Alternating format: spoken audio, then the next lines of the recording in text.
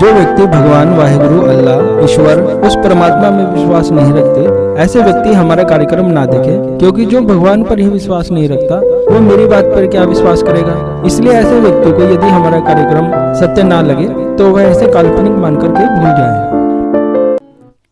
यह है पारस शिवलिंग की नंबर 7 वाली वीडियो है। इससे पहले पारस शिवलिंग पर 6 प्रकार की वीडियो बनाई जा चुकी है। ज्यादा जानकारी के लिए आपको पहले यह 6 वीडियो देखनी चाहिए, उसके बाद आपको यह 7वें नंबर वाली वीडियो को देखना चाहिए। इस वीडियो में हम आपको जानकारी देंगे हम किस किस प्रकार के पारस शिवलिंग का निर्माण करते हैं और उस पारस शिवलिंग को आप किस प्रकार से हमसे ले सकते हैं। देखिए, सबसे पहले तो हम आपको पुनः बता देते हैं, जो विधि हमें सिद्ध योगी ने बताई थी उसी विधि के माध्यम से हम पारस शिवलिंग का निर्माण करते हैं।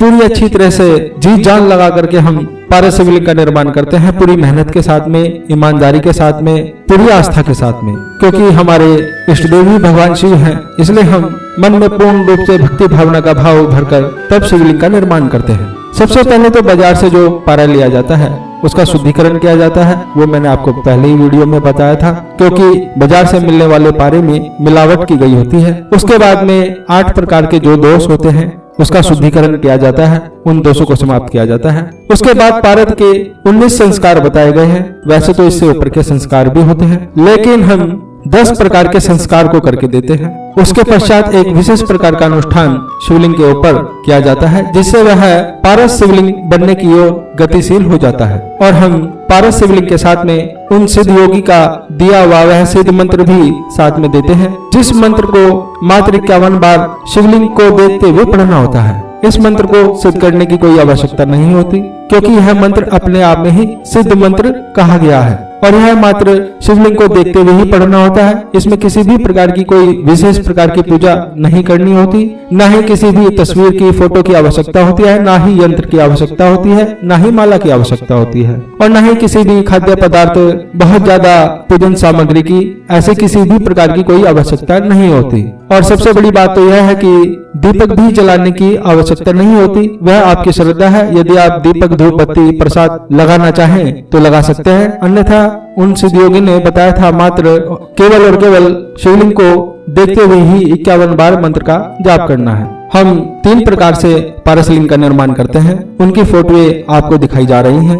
आपको यह भी ध्यान रखना चाहिए, पारस लिंग का निर्माण हाथों से किया जाता है, मशीन से नहीं किया जाता। इसलिए वह आकार में थोड़ा ऊपर नीचे हो सकते हैं, क्योंकि पारस लिंग को हाथ से ही बनाया जाता है, मशीन से नहीं बनाया जाता। और यह भी आपको ध्यान रखना है, पारस शिवलिंग का वजन अलग अलग होता है सभी का, जैसे 50 ग्राम, 100 ग्राम, 200 ग्राम, आधा किलो, 1 किलो, 1.25 किलो, वजन के अनुसार ही इसका मूल्य भी अलग अलग होता है। अब हम आपको कुछ शिवलिंग की फोटो दिखाएंगे और उनका नंबर बताएंगे। जो भी शिवलिंग आपको लेना है, आपको मैसेज में लिखना है उनका नंबर कि मुझे इस नंबर वाला शिवलिंग चाहिए, तो हम आपको उस शिवलिंग की जानकारी देंगे, वजन की जानकारी देंगे और उसके मूल्य की जानकारी देंगे। देखिए, सबसे पहले तो यह पारस लिंगम होता है। यह केवल इसी प्रकार से गोल होता है और यह केवल ऐसे ही दिया जाता है। यह अलग अलग वजन में बनाया जाता है, जो वजन मैंने आपको बताए हैं उसके अनुसार बना करके दिया जाता है। यह 101 इसका नंबर है। यदि आप यह लिंगम लेना चाहते हैं तो आपको मैसेज में लिखना है 101। अब हम दूसरे प्रकार का पारस लिंग देखते हैं। इसका नंबर है 102। इस पारस शिवलिंग में साथ में एक पीतल की प्लेट दी जाती है, जलहरी स्टैंड दिया जाता है, ऊपर कलश दिया जाता है, छोटा त्रिशूल दिया जाता है।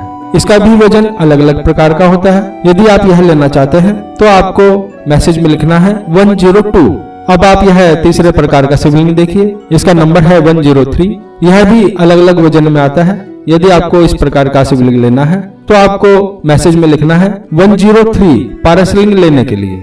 इसके साथ में एक प्लेट दी जाती है पीतल की, जलहरी स्टैंड दिया जाता है, कलश दिया जाता है, एक नाग दिया जाता है, छोटा त्रिशूल दिया जाता है। तो हम 3 प्रकार के शिवलिंग का निर्माण करते हैं। अलग अलग इनका वजन होता है, उसी के अनुसार इनका मूल्य होता है। मैंने आपको पहली वीडियो में, दूसरी वीडियो में भी बताया था, हमारे द्वारा दिए जाने वाले शिवलिंग का मूल्य दूसरी जगह मिलने वाले शिवलिंग से ज्यादा होता है, क्योंकि हम पूर्ण रूप से शुद्ध करके शिवलिंग का निर्माण करते हैं, पूरी भक्ति भावना के साथ में, पूरी कठिन क्रिया के साथ में।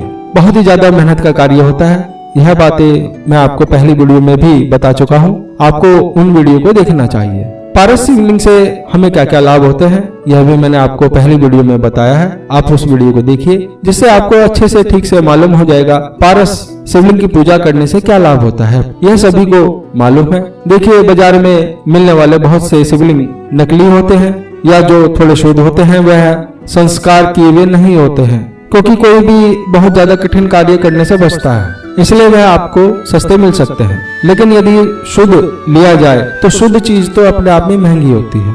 पहले भी मैंने आपको एक उदाहरण बताया था कि जो बाजार में देसी घी मिलता है वह आपको 300 रुपए का भी मिल सकता है, 500 का भी मिल सकता है। लेकिन यदि आप गूगल पर भी सर्च करेंगे पूरी तरह से शुद्ध गाय का देसी घी का 1 किलो का मूल्य कितना है, तो 2500 से लेकर 5000 रुपए तक का किलो का मूल्य मिलता है। तो शुद्ध चीजें अपने आप में शुद्ध होती हैं। उन्हें निर्माण करने में बहुत कठिनाई आती है, मेहनत का कार्य होता है, इसलिए उनका मूल्य भी थोड़ा ज्यादा होता है। हम जो पारस शिवलिंग बना करके देते हैं उसे आप सोने का वर्क खिला सकते हैं, चांदी का वर्क खिला सकते हैं, लिक्विड पारा उसमें से आर पार जा सकता है। और यदि आप उस शिवलिंग को पानी में रखेंगे तो वह कुछ ही घंटों बाद अपने आप सुनहरा हो जाएगा, सोने के तरह का हो जाएगा, दिखने लगेगा। लेकिन रुई से साफ करने से वह पुनः दोबारा साफ चमकीला हो जाएगा। और बहुत ही ज्यादा जरूरी बात ध्यान रखने योग्य यह भी है, जब भी आप पारस शिवलिंग को हाथ में उठाते हैं या पकड़ते हैं तो इसे बहुत ही ज्यादा आराम से उठाना चाहिए, क्योंकि यह शिवलिंग कठोर होता है लेकिन यह कांच की तरह होता है। यदि आपके हाथ से छूटकर नीचे गिर जाएगा तो यह टुकड़े टुकड़े हो जाएगा, क्योंकि यह पूरी तरह से शुद्ध पारे से बनाया जाता है, इसलिए इसका टूटने का खतरा होता है। यदि शिवलिंग से कोई भारी वस्तु टकरा जाए या कोई भारी वस्तु शिवलिंग के ऊपर गिर जाए तो यह टूट जाता है। इसलिए विशेष प्रकार से ध्यान रखना चाहिए। शिवलिंग को बहुत ही आराम से पकड़ना चाहिए, आराम से उठाकर इधर उधर रखना चाहिए। आपको अपनी कॉलोनी के मंदिर में, अपने घर के मंदिर में इस प्रकार के शिवलिंग को स्थापित करना चाहिए और प्रत्येक सोमवार या किसी विशेष दिवसीय पूजा पर लोगों को बुलाकर भगवान शिव की इस प्रकार की पूजा अर्चना करनी चाहिए, जिससे सभी को पुण्य की प्राप्ति हो और सभी को भगवान शिव की कृपा प्राप्त हो। ऐसा हो सकता है, ऐसा करने से लोग आपसे ज्यादा मिलने लगे, आपका दिन ज्यादा व्यस्त होने लगे, क्योंकि लोग भगवान शिव की कृपा प्राप्त करने के लिए, पूजन के लिए आपके पास आ सकते हैं, तो आपका दिन ज्यादा व्यस्त हो सकता है, यह हो सकता है। लेकिन आप भगवान शिव का पूजन यदि करवाते हैं तो निश्चित रूप से आपके ऊपर भी भगवान शिव की कृपा प्राप्त होगी, ऐसा मेरा मानना है। आपको भगवान शिव की कृपा प्राप्त हो ऐसे मैं कामना करता हूँ। आगे भगवान शिव की इच्छा। शंभो महादेव भोलेनाथ।